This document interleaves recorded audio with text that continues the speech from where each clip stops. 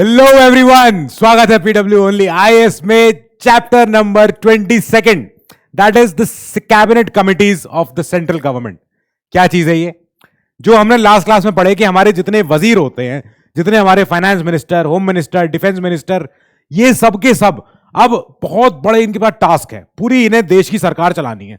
तो इनके पास क्या आती है? प्रॉब्लम आती है कि हाँ साहब, देश में प्रॉब्लम चल रही है, इस प्रॉब्लम के लिए सॉल्यूशन ऐसा हो सकता है, वैसा हो सकता है, कोई नई नीति लानी हो, कोई नई पॉलिसी लानी हो, तो उसके लिए क्या करते हैं कि अब डेली या तो मिले, ये सब मिलना बहुत मुश्किल हो जाता है क्योंकि हमने देख लिया भाई कैबिनेट के पास इतने सारे काम है। ये हाईएस्ट डिसीजन मेकिंग अथॉरिटी है, ये चीफ पॉलिसी फॉर्मुलेटिंग बॉडी भी है, ये पॉलिसी बनवा भी रही है, ये हाईएस्ट एग्जीक्यूटिव अथॉरिटी है हमारी, ये चीफ कोऑर्डिनेटर है, जितने सारे सेंट्रल के जितने काम होते हैं प्रशासन के उनमें उनको कोऑर्डिनेट करवाती है। एडवाइजरी बॉडी है राष्ट्रपति की, एडवाइस दिलवाती है राष्ट्रपति जी को, राष्ट्रपति उस पर साइन करते हैं। फिर उसके बाद ये है चीफ हमारी क्राइसिस मैनेजर। जब कोविड आया था तो कैबिनेट को मिलना पड़ा, कैबिनेट को मीटिंगें लेनी पड़ी, कैबिनेट ने सारे उस पर विचार लिए, सब काम किए। अब उसके बाद they deal with all major legislative process, जितनी फाइनेंशियल मैटर हो गए इंडिया में उनको इनकी जिम्मेदारी उनको समझने की, पढ़ने की। अब जब ये इतने काम कर रही है, it exercises control over higher appointments, आपके जैसे फ्यूचर ऑफिसर्स का के अपॉइंटमेंट देखने हैं इनको, and it deals with foreign policies and foreign affairs भी। तो क्या ये रोज कर सकते हैं ये काम मिलके? It does not seem feasible. तो उसके लिए क्या होगा कि प्राइम मिनिस्टर जी क्या करेंगे, इन्होंने बोला कि साहब मेरी कैबिनेट तो ये रही, ठीक है। अब कैबिनेट के पास इनॉर्मस वर्कलोड है, इनॉर्मस वर्कलोड। आप समझ रहे हो, कुल मिला के अगर सेंटर गवर्नमेंट के मैं एम्प्लॉइज देखूं तो होते हैं 1.5 करोड़। इतने लोग हैं जो यूनियन गवर्नमेंट के अंडर एम्प्लॉयड हैं, from the highest office to the lowest office. तो किसी भी फॉर्म में, चाहे वो पब्लिक सेक्टर एंटरप्राइज में हो, चाहे बैंक में हो, चाहे किसी नवरत्न कंपनी में हो, किसी भी तरीके से हो, तो 1.5 करोड़ लोग हैं जो खाली सरकारी सेवाओं में हैं। अब इतने सारे लोगों, ये लोग जो इंप्लीमेंट हुए हैं, सब जगह काम कर रहे हैं, तो सरकार के ऊपर, कैबिनेट के ऊपर इनॉर्मस वर्कलोड है, हो ही नहीं पा रहा काम, इम्पॉसिबल है। तो इसके लिए क्या किया गया कि इस कैबिनेट ने बोला कि हम अपने काम को डेलीगेट कर रहे हैं, हम अपने काम को किसी और को दे रहे हैं कि साहब मेरा कुछ वर्कलोड तुम भी संभालो, तुम भी करो। तो हमने क्या किया, इन कैबिनेट मिनिस्टरों में से कुछ स्मॉलर ग्रुप बना लिए, जैसे 15-20 थे। फिर किचन कैबिनेट आई थी। किचन कैबिनेट तो प्राइम मिनिस्टर के बहुत ही क्लोज इनर सर्कल है। हमने बोला कि काम करो, कुछ मिनिस्टर उठाओ, 3 से 8 मिनिस्टर कुछ भी चुन लो, 5, 6, 7, 4, 8 जितने भी हों, इनको बना दो और इनको बोल दो कि ये है एक कैबिनेट कमेटी, ठीक है। अब ये कैबिनेट, ये मंत्रियों की कमेटी है। अब ये कमेटी क्या करेगी, it will make decisions on specific policy areas, जो जो इनके ऊपर जिम्मेदारी दी गई है। जैसे home secretary, home minister, defence minister, foreign minister, finance minister, ये लोग मिल गए, इन्होंने बोल दिया कि हमें एक कमेटी ऑन इकोनॉमिक अफेयर्स। ठीक है भैया, ठीक है। तो अब आप इकोनॉमी के अफेयर्स के ऊपर चर्चा करो और चर्चा करने के बाद, प्रॉब्लम को सॉल्व करने के बाद आप लेके जाओ कैबिनेट के पास।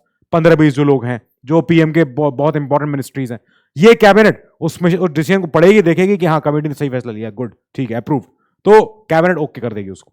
कैबिनेट में भी यही मिनिस्टर हैं, साथ इनके और भी मिनिस्टर हैं, मिनिस्टर ऑफ रेलवेज भी हो सकते हैं, मिनिस्टर ऑफ एविएशन भी हो सकते हैं, तो ये हो सकते हैं।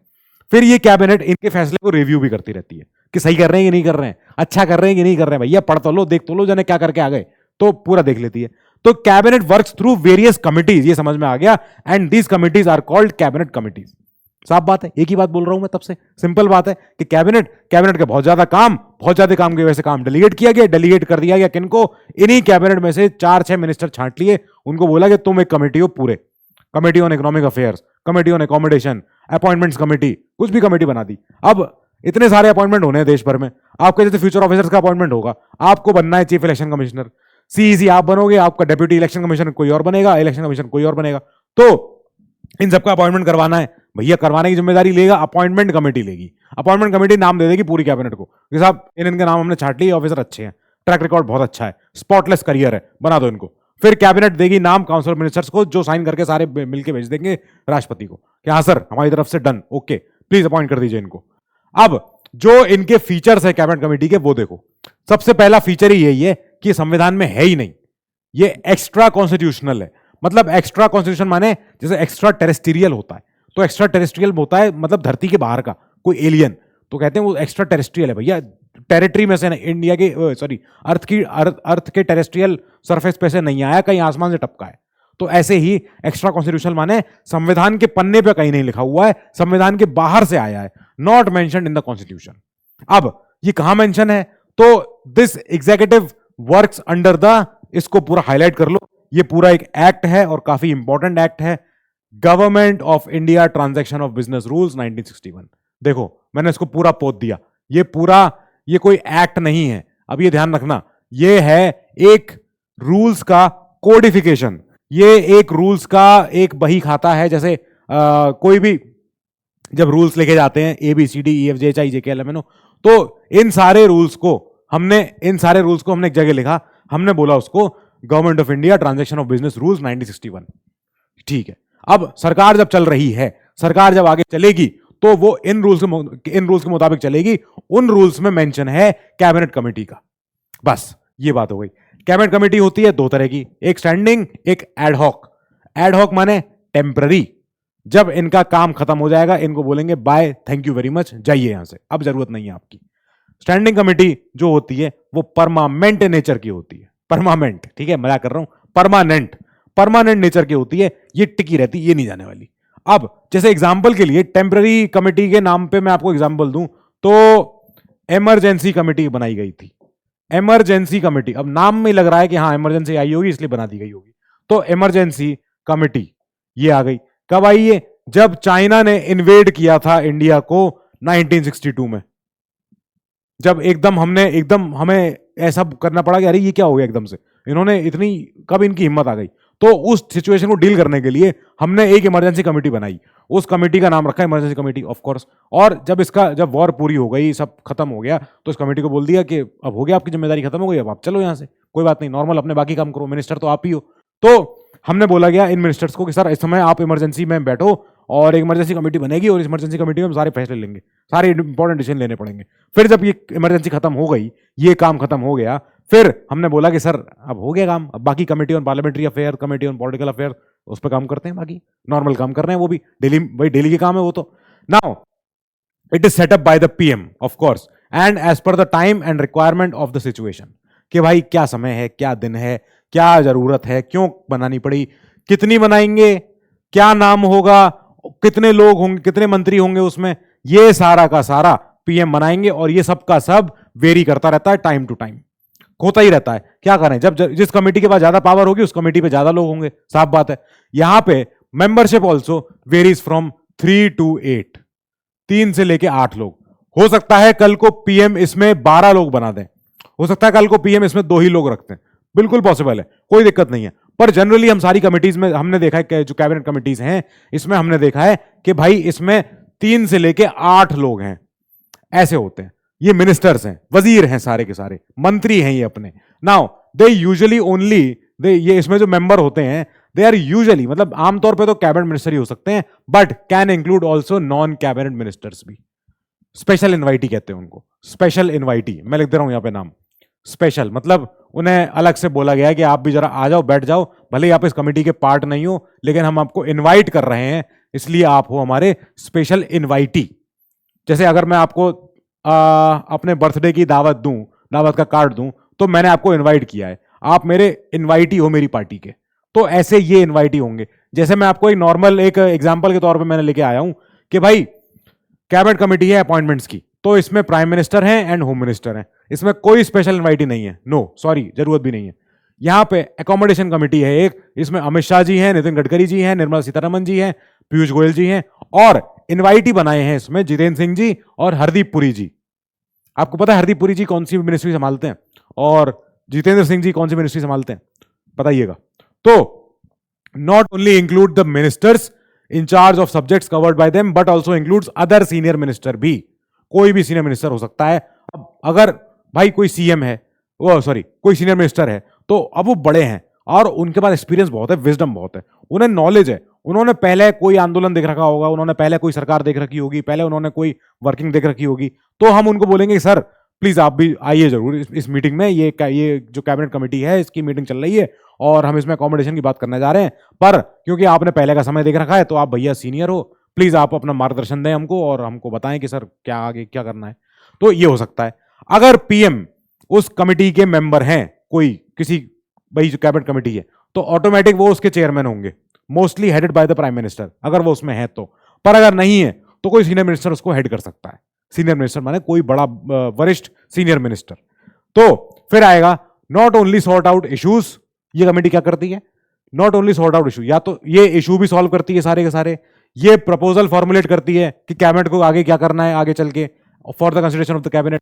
ऑल्सो ये साथ में क्या करती है, it also takes decisions and that cabinet can review their decisions.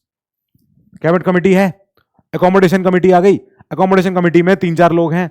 अब ये 3-4 लोगों ने मिलकर फैसला कर दिया है कि कैबिनेट को चाहिए कि अकोमोडेशन लोगों के बढ़ा दे, ठीक है, कैबिनेट को हमने भेज दिया, कैबिनेट कमेटी ने। अब कैबिनेट में भी होम मिनिस्टर हैं, कैबिनेट कमेटी में भी होम मिनिस्टर हैं, पर लेकिन कैबिनेट में 15-20 लोग हैं, तो 15-20 लोग साथ में बैठ के बोलेंगे सर आपने कैबिनेट अकोमोडेशन कमेटी में बैठ के आपने अकोमोडेशन बढ़वा लिया है, क्या ये सही है, जायज़ है? तो होम मिनिस्टर बोलेंगे कि हाँ मैंने उस पर स्टडी कर ली है, मैंने उस पर पूरी रिसर्च कर ली है और मेरे सेक्रेटरीज ने मुझे पूरा बता दिया है कि ऐसा हो सकता है। तो कैबिनेट, अब जो 15-20 लोग हैं वो बैठ के उस पर रिव्यू कर सकते हैं उसके डिसीजन पे जो कैबिनेट कमेटी ने लिया है। अब इसका जो ऑर्गेनाइजेशनल डिवाइस है, ये एक प्रॉपर एक इंस्ट्रूमेंट है to reduce the enormous workload of the cabinet. Cabinet का देख रहे हो कितने काम चल रहे हैं, एक के पीछे एक काम लगे पड़े हैं, कभी इनका ये नहीं हो रहा है बैठ के आराम से बैठ के चाय वाय पी रहे हैं, नहीं, काम बहुत लगे पड़े हैं, बहुत ज्यादा काम है, इसीलिए कैबिनेट के काम को डेलीगेट कर दिया गया, कैबिनेट कमेटी को दे दिया गया। अब cabinet committee is an organizational device, it's संगठनात्मक, सॉरी हिंदी मेरी थोड़ी इतनी अच्छी नहीं है, संगठनात्मक डिवाइस है, ये एक औजार है to reduce the enormous workload of the cabinet and facilitate in depth examination of policy issues and effective coordination. ये करती है, ये फैंसी वर्ड है पर कुल मिला के कहने का मतलब ये है कि इन डेप्थ पूरी पढ़ाई करती है कोई इशू के बारे में, कोई नया टॉपिक चल रहा है, कोई अभी सर्दियां आएंगी तो कोहरा होगा, स्मॉग होगा, पॉल्यूशन होगा, उसके ऊपर पहले चर्चा करके बैठ जाओ, रेडी हो जाओ, और इसका जब कैबिनेट को जवाब देना हो, कैबिनेट को डिसीजन लेना हो इसके लिए, तो पहले उसकी स्टडी करके पूरा रखो एंड इफेक्टिव कोऑर्डिनेशन बता दो कि कैसे कोऑर्डिनेट करना है स्टेट सरकारों के साथ, राज्य सरकारों के साथ, पूरा का पूरा। It is based on the principles of division of labour and effective delegation. देखा, कैबिनेट का काम था, कैबिनेट में थे defence minister, home minister, finance minister. अब डिफेंस मिनिस्टर का क्या रोल है पॉल्यूशन में? बहुत मेजर रोल तो नहीं होगा, थोड़ा बहुत होगा। तो हम कैबिनेट में क्यों बोले हर बार भाई जब भी पॉल्यूशन की मीटिंग होनी है, आगे आने वाले क्लाइमेट चेंज की मीटिंग होनी है, तो उसमें डिफेंस मिनिस्टर आए। अब इसलिए हमने बना दी कैबिनेट कमेटी। अब उसमें हमने बैठ के ही minister of earth science, minister of agriculture, minister of animal husbandry, minister of climate change, हमने इनको रखा। इनको बोला कि सर अब आपसे बैठ के जरा चर्चा कर लें कि क्या करना है, आप बताओ, आप बुलाओ अपने सेक्रेटरियों को, लाओ उनसे मीटिंग लगाएं।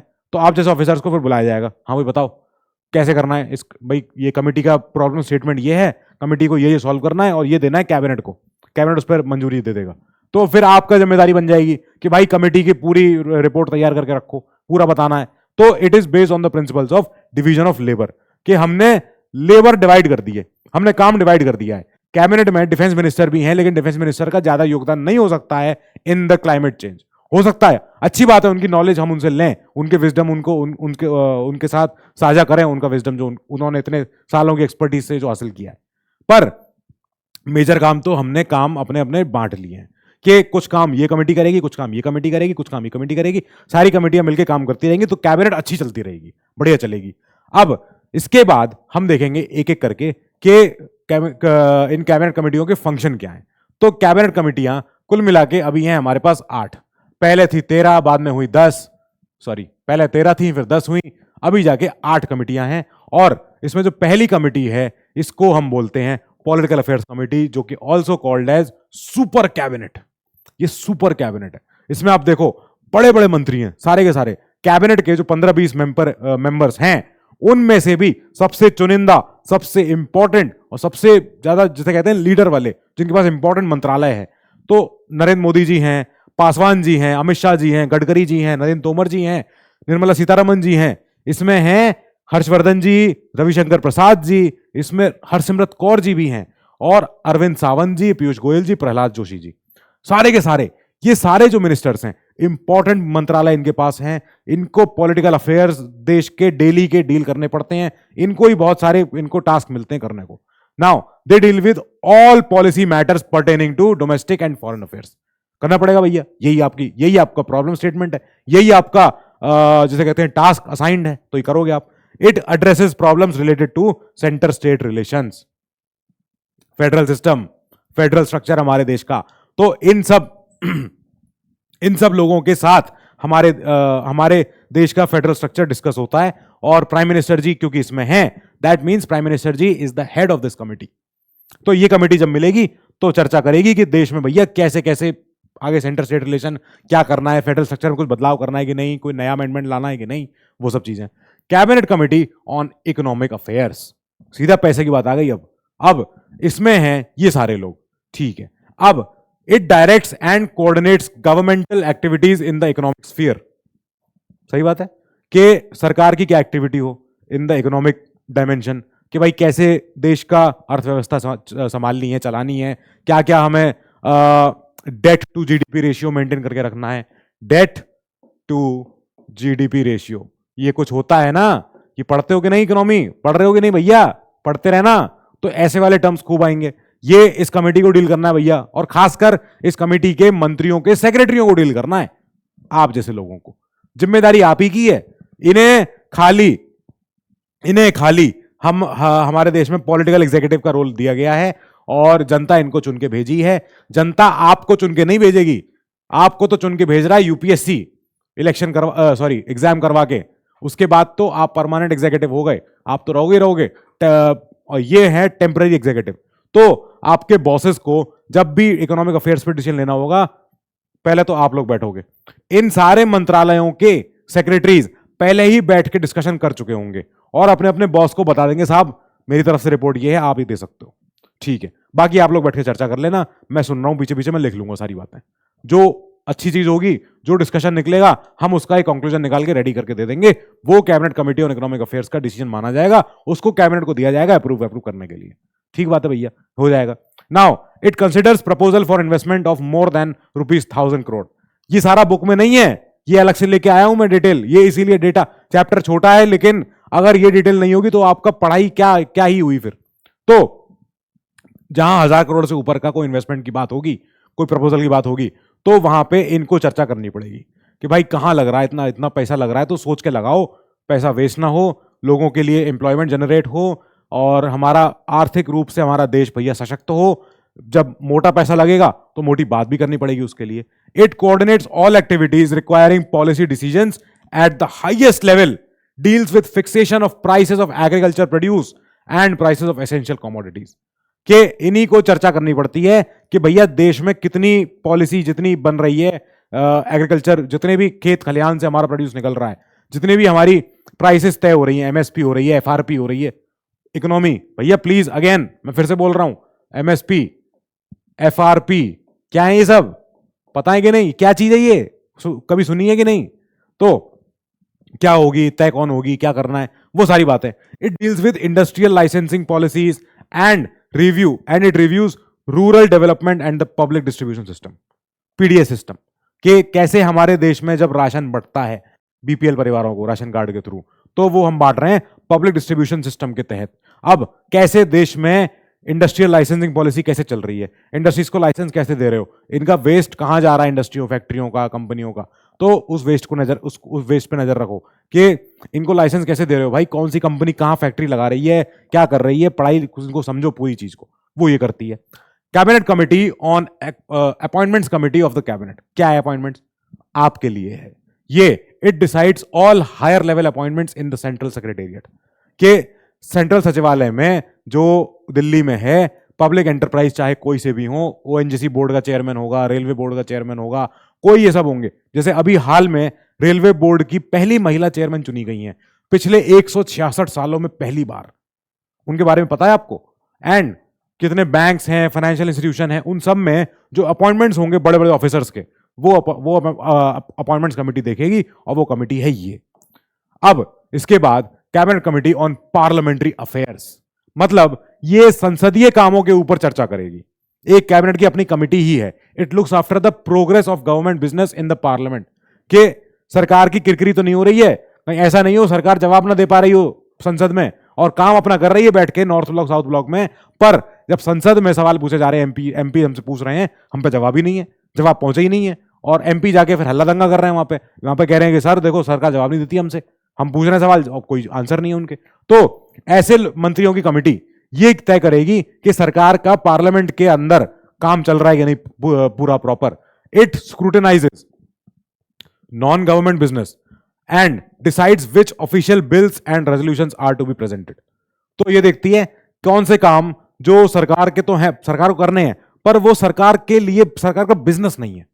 अब लेकिन बिजनेस क्या है, कोई ऑफिशियल बिल अगर आ रहा है, कोई मंत्री अगर कोई बिल पेश कर रहा है या कोई नया रेजोल्यूशन पास हो रहा है, कुछ भी प्रेजेंट करना है, वो काम ये cabinet committee on parliamentary affairs वो देखेगी। ठीक है, अब इसके बाद नेक्स्ट कमेटी आएगी हमारी जो है कैबिनेट कमेटी ऑन सिक्योरिटी। बहुत इंपॉर्टेंट कमेटी है। Now this deals with all issues relating to defence, law and order, internal security and atomic energy. Defence minister, home minister, finance minister, external affairs minister, बड़े बड़े मंत्री, इसमें देश की सुरक्षा की बात होनी है। इसमें बैठ के जब पीएम साहब बैठेंगे इन सब के साथ तो चर्चा होगी कि देश के लॉ एंड ऑर्डर, देश का डिफेंस, देश का इंटरनल सिक्योरिटी और देश की एटॉमिक एनर्जी, इसके ऊपर भी चर्चा करनी है। Department of atomic research, department of space, ये कौन सी मिनिस्ट्री के अंडर आता है जरा मुझे बताना जरा, क्योंकि यहां पे कोई मिनिस्टर ऑफ साइंस का तो, मिनिस्टर ऑफ एटॉमिक एनर्जी का नाम तो लिखा नहीं है, लेकिन कोई होना चाहिए इनमें से। वो किसके पास है जरा मुझे पूछ के जरा मुझे ये बताओ जरा आंसर इसका। Considers all cases involving capital defence expenditure of more than 1000 crore. जहां पे भी जब हमारे सुरक्षा के लिए, हमारे किसी भी आर्म्ड फोर्सेस में, हमारे डिफेंस डिपार्टमेंट में अगर 1000 करोड़ से ऊपर का कोई खर्चा होना है, कोई हमें जहाज खरीदने हैं, कोई हमें एरोप्लेन खरीदने हैं, कोई हमें नया कैंप लगाना है, कोई नया कहीं जाके बेस बनाना है किसी और कंट्री में, अगर 1000 करोड़ से ऊपर का खर्चा हो रहा होगा तो इस कमेटी की जिम्मेदारी है कि उस पर चर्चा करे, उसको कंसिडर करे, उसके सारे एस्पेक्ट को समझे पड़े। Now it considers issues related to department of defence production and department of defence research and development, DRDO, services capital acquisition plans and schemes for procurement of security related equipment. सारे काम करती है कि ये सारे मिनिस्ट्री ऑफ डिफेंस के अंदर के डिपार्टमेंट है। डिपार्टमेंट ऑफ डिफेंस प्रोडक्शन जो तैयारी करवाती है, आर्मामेंट फैक्ट्री है जैसे, ऑर्डिनेंस फैक्ट्री है जैसे, या department of department of defence research and development, DRDO. ठीक है, सर्विसेज कैपिटल एक्विजिशन प्लान्स के कहां कोई नया एक्वायर करना है कोई चीज, जैसे पता है डिफेंस मिनिस्ट्री सरकार की सबसे बड़ी तंत्र है जिसके पास बहुत ज्यादा कैपिटल है, बहुत ज्यादा एक्विजिशन है लैंड की, बहुत ज्यादा इनके पास लैंड भी है। सरकार की सबसे बड़ी एक डिपार्टमेंट है ये जिसके पास है। Now and schemes for procurement of safety equipment, security related equipment, इनको भी खरीदना, जहाज बाज को लेना। कैबिनेट कमिटी ऑन एकोमोडेशन के रहन सहन, कहां पे रहना है।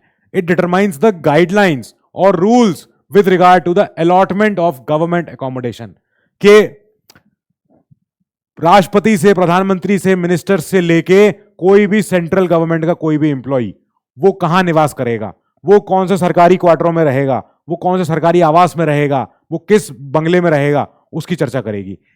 This committee can consider the allotment of accommodation from the general pool to members of parliament, के किसी भी सरकारी तंत्र में कोई भी व्यक्ति है वो एकोमोडेट कहां होगा, वो कहां निवास करेगा, कहां उसका घर होगा, कहां उसका जो रिहाइश है वो कहां होनी चाहिए।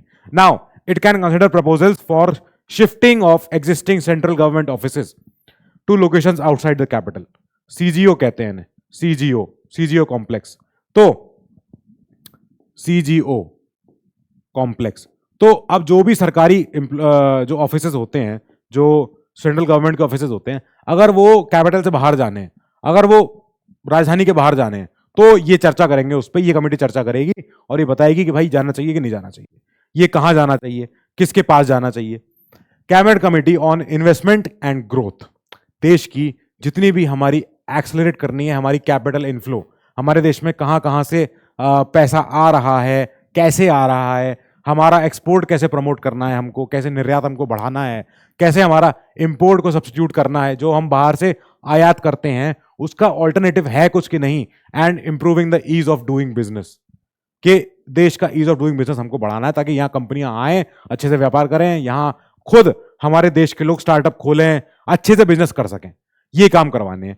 Cabinet committee on employment and skill development, ये भी एक कमेटी है। ये कमेटी क्या करती है, it deals with all issue related to developing skills enhancing employability of workforce and increasing women's workforce participation. मतलब ये कमेटी तय कर रही है उन बातों पे चर्चा करनी है हमको जहां से ये डिस्कस हो सके कि देश के लोगों में कौशल कैसे बढ़ाना है, देश के लोगों को उनको रोजगार के लिए उन्हें एम्प्लॉयबल कैसे बनाएं, कैसे वो काम करने लायक हो सकें, और कैसे लोगों में खासकर महिलाओं का हमारा वर्कफोर्स कैसे बढ़ाया जाए, पार्टिसिपेशन कैसे बढ़ाया जाए, कैसे महिलाएं आगे आगे काम कर सकें। तो ये उसके मेंबर्स हैं, ये मिनिस्टर्स। अब मुझे ये बता दो कि इतना अभी तक आपने पढ़ा यहां तक, कितनी कमिटीज के हेड पीएम होंगे इनमें से? ठीक है, वापस अभी देख के जाओ, अभी सारी कमिटीज के फोटो भी हैं यहां पे। अभी एट प्रेजेंट ये आज की तारीख में जो कमिटीज के मेंबर्स हैं, हो सकता है बाद में मेंबर हट जाएं, चेंज हो जाएं, कुछ भी हो सकता है, तो कुछ मेंबर बढ़ सकते हैं, कुछ हटाए जा सकते हैं। अब ये आज की तारीख में ये करंट सिचुएशन थी। मुझे ये बता दो कि इनमें से कितनी कमिटियों के चेयरमैन प्राइम मिनिस्टर होंगे, बताना मुझे। ठीक है, नाउ अगली चीज पे आते हैं, ग्रुप्स ऑफ मिनिस्टर्स। ये क्या होता है ग्रुप्स ऑफ मिनिस्टर्स? ये कैबिनेट कमेटी के अलावा भी एक चीज होती है। In addition to cabinet committees there are several groups of ministers, इन्हें जीओएम्स कहते हैं। और ये भी संविधान में लिखे तो कहीं नहीं है। ठीक है, अब ये कई चीजें देखते हैं, they look into different issue subjects. क्या क्या है? जैसे some are empowered to take decisions on behalf of the cabinet. अच्छा, मतलब आप कैबिनेट कमिटी भी नहीं हो, आप कैबिनेट के खाली मंत्री हो नॉर्मल, और हमने 2-4 मंत्रियों को मिला के बोल दिया कि आप हो एक ग्रुप ऑफ मिनिस्टर्स, आप कैबिनेट के नाम पे डिसीजन भी ले लो, कोई बात नहीं, ठीक है। और आपके डिसीजंस को और आप जो डिसीजन दोगे कैबिनेट को, वो हम सुनेंगे भी। Others make recommendations to the cabinet also. ये ग्रुप ऑफ मिनिस्टर्स जो होते हैं, तो ये कैबिनेट को रिकमेंडेशन भी देते हैं कि सर हमारा मन है कि आप ऐसे भी करना चाहो तो कर ही लो। And institution of GoMs became a viable and effective instrument of coordination among the ministers. सही बात है, कई मिनिस्टर आपस में मिले, बैठे, चर्चा करी, सही कर दिया इस काम को, डन कर दिया आपके। तो ministers heading the concern ministries are inducted into the relevant जीओएम्स।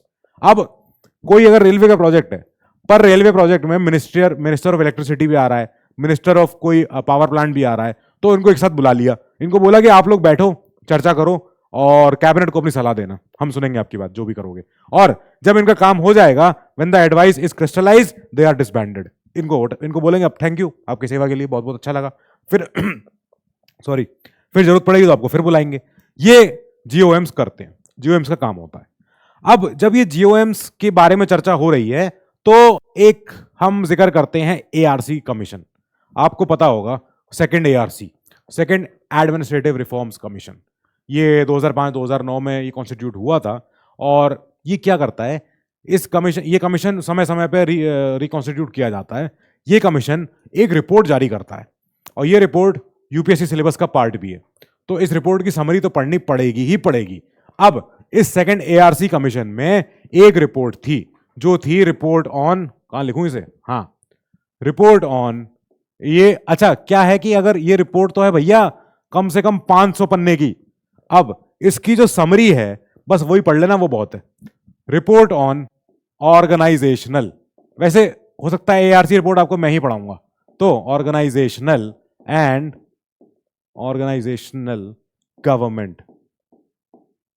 Government, ठीक है, कि सरकार का गठन कैसे हो रहा है भाई, कैसे चल रही है सरकार। तो जो एआरसी रिपोर्ट थी, पहले मुझे बताना कि एआरसी जो कमीशन था, ये किसकी अगुवाई में गठित हुआ था, कौन इसको चेयर कर रहे थे एआरसी कमीशन को। ठीक है, इन्होंने ऑब्जर्वेशन दिया जीओएम्स के लिए। क्या दिया इन्होंने बोला कि जब आप बहुत सारे जीओएम बना लेते हो, constitution of a large number of GoMs, तो जीओएम बहुत सारे बन गए। अब एक जीओएम दल ये भी है, एक दल ये भी है, एक दल ये भी है, एक दल ये भी है, एक दल ये भी है, तो this has resulted in many GoMs not being able to meet expectation, to meet regularly, to complete their work. नहीं हो पा रहा इनसे काम, इसके लिए क्या करो, and you know what this is causing, this is leading to significant delays on many major issues. दिक्कत हो रही है, डिले हो रहे हैं, काम नहीं हो पा रहे हैं, कमिटी इतनी ज्यादा बना दी है, ग्रुप इतने सारे बना दिए कि लो कुछ ही नहीं हो पा रहा। अब लो क्या करें, too many cooks spoil the broth, वो हो रहा है। अब मोर सेलेक्टिव यूज करो इनका, कभी कभी इनका यूज करो, चुनिंदा जगहों पे इनका यूज करो of the institution of GoMs would perhaps lead to more effective coordination. कि जब इनका आप अच्छे तरीके से, चुनिंदा तरीके से इनका यूज करोगे, कोई इंपॉर्टेंट मसले पे, मैटर पे आप इनको जीओएम को बुलाओगे, तब जाके इसकी इफेक्टिवनेस आपको दिखेगी कि हाँ साहब मोर इफेक्टिव कोऑर्डिनेशन हो रहा है, अच्छे से काम हो रहा है। पर्टिकुलरली कब? When they are empowered to arrive at a decision on behalf of the cabinet, कि जब कैबिनेट के नाम पर डिसीजन ले सकें and within the time limits that are prescribed to them for the completion of the work entrusted to them. जिस काम की उनको जिम्मेदारी दी गई है वो काम उनसे हो जाएगा। पर्टिकुलरली कब? When they are empowered to take decisions on behalf of the cabinet, कि कैबिनेट के बिहाफ पे डिसीजन ले जाएं। बढ़िया बात है, अच्छा लगेगा। Now next is there is need, ये जरूरत है to ensure that the existing coordination mechanisms of GoMs, कि जो अभी एग्जिस्टिंग कोऑर्डिनेशन मैकेनिज्म है जीओएम्स के बीच में, एक ग्रुप ऑफ मिनिस्टर ये है, एक ग्रुप ऑफ मिनिस्टर ये है, एक ग्रुप ऑफ मिनिस्टर ये है, मंत्री दल, मंत्रिमंडल नहीं, मंत्रिमंडल इज काउंसिल ऑफ मिनिस्टर्स, तो ये मंत्रियों का दल है। अब एक जीओएम ये है, एक जीओएम ये है, एक जीओएम ये है, तो there is need to ensure, ये जरूरत है इंश्योर करने की कि इनके बीच में जो कोऑर्डिनेशन है, जो एग्जिस्टिंग अभी है मैकेनिज्म, उसको फंक्शन दे, इट फंक्शंस इफेक्टिवली, वो अच्छे से काम करे and helps in early resolution of issues, जल्दी हो जाए। इससे क्या मिलेगा? Selective but effective use of GoMs with clear goals, with clear mandate and prescribe time limits would be very helpful. ये जरूरत रहेगी। तो एआरसी ने ये बोला कि ज्यादा, पहली बात तो जीओएम इनका गठन मत करो। दूसरा, जब करो तो चुन के करो, चुनिंदा समय पे करो, अच्छे मौके पे करो। और जब इनको करवा रहे हो गठित, तो इनको कैबिनेट के बिहाफ पे डिसीजन लेने दो, टाइम लिमिट के अंदर अंदर, जो काम इनको जिम्मेदारी दी गई है। जो जीओएम्स का जो गठन हुआ, इतने सारे जीओएम बन गए हैं, इनके बीच में जो अभी इफेक्टिव कम्युनिकेशन हो रहा है, कोऑर्डिनेशन हो रहा है, उसको हमें और ज्यादा इफेक्टिवली उसको फंक्शन करवाना है। साथ ही इसका जो अर्ली रेजोल्यूशन हमारा इश्यूज का सॉल्व हो जाएगा उससे। ठीक बात है। कैसे? Selective but effective use of GoMs with clear mandate, कि उनका क्या पर्पस है एक्चुअल, वो उन्हें बताओ, and prescribe time limits would be very helpful, कि टाइम लिमिट तय करो। ये नहीं कि 6 महीने लेके बैठे ही हुए मंत्री, आ ही नहीं रहा डिसीजन कुछ भी। तो ये हमारे कैबिनेट कमेटी का चैप्टर था, छोटा चैप्टर था। 8 कमेटियां हमने पढ़ी, उनके फंक्शंस पढ़े हमने ये पढ़ा कैबिनेट कमेटी में चेयर कौन करता है, इसके फीचर्स क्या क्या हैं। आपको ये बताना है कि भाई कैबिनेट कमेटी में कौन सी कमेटी है जिनके चेयरपर्सन पीएम नहीं होते हैं। सो इस क्वेश्चन पे कोई हमने अभी तक पीवाईक्यू नहीं देखा। चैप्टर हमारा खत्म हो गया। अगले चैप्टर में मिलेंगे। अगले चैप्टर का नाम है लोकतंत्र का मंदिर। ठीक है? Till then you stay safe, stay healthy, good luck, good bye.